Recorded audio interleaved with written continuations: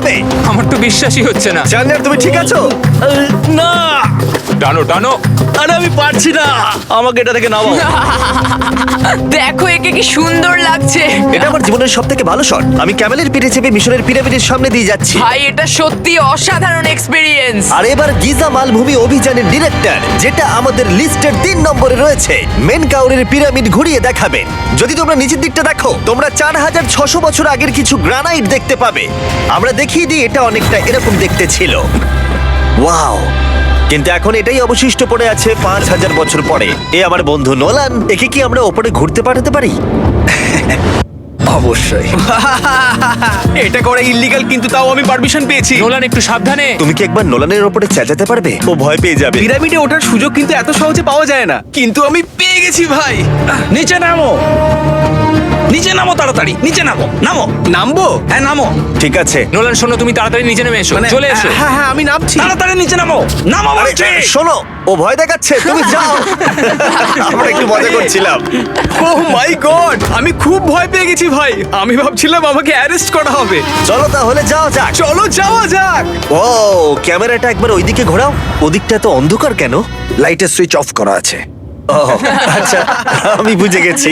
চলো ঢোকা যাক। পিরামিডে ঢোকার পরেই আমাদের 100 ফুট নিচে যেতে হলো, যেখানে যাওয়ার পরে আমরা দেখতে পেলাম প্রাচীন মিশরীয় ইতিহাসের প্রথম কক্ষ, যা খোদাই করে সাজানো হয়েছিল। এটা কি?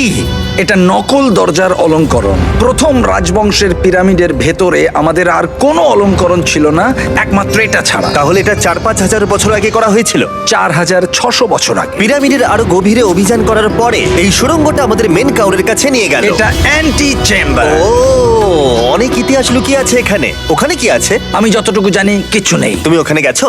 না, কি করে জানলে ওখানে কিছু নেই? কারণ আমি এখান থেকে দেখতে পাচ্ছি। ও আচ্ছা। তুমি দেখো, ও। এখান থেকে দেখা যাচ্ছে কিচ্ছু নেই। ও হ্যাঁ, ওখানটা দেখা যাচ্ছে। সন্দেহ করা কিন্তু ভালো।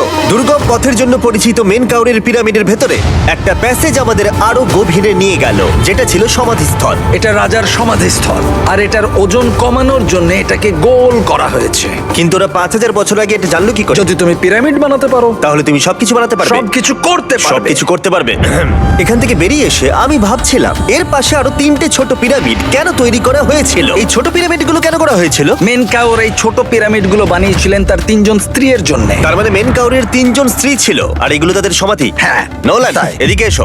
নোলান, ও ভাই। যদি ওনার 3 জন পার্টনার থাকতে পারে, তোমার অন্তত একজন থাকা উচিত। হ্যাঁ, সে ব্যাপারে কাজ চলছে। আমি একটা মামি আবিষ্কার করেছি, ওর কোনো টাকা লাগবে না। সে সব সময় তোমার কথা শুনবে, কখনো বেশি কথা বলবে না। এটা তোমার জন্য ভালো চয়েস। আপনি আমাকে মামি অফার করছেন? হ্যাঁ।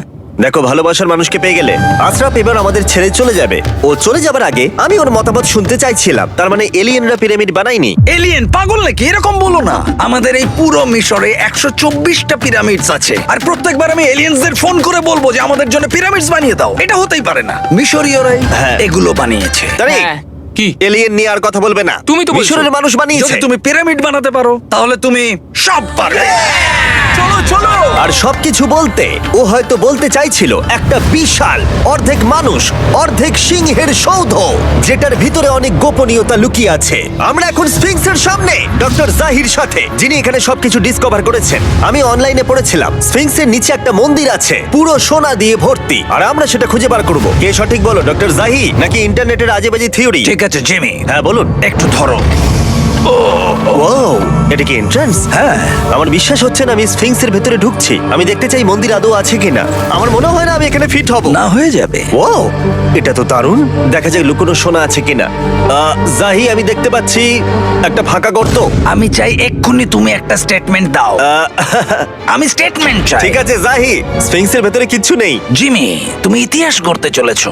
ইতিহাসে নাম লেখানোর চেয়ে ভালো ভবিষ্যতের জন্য কোনো বার্তা রেখে যাওয়া। তোমার কি মনে হয় এখানে পেপারটা কতদিন ঠিক থাকবে? হাজার হাজার বছর। সত্যি? আমরা এটা মাটিতে পুঁতে দেবো। এই লেটারটার সাথে গোল্ড সোয়ার্মও রাখা যাবে? অবশ্যই। এটার মূল্য $10,000।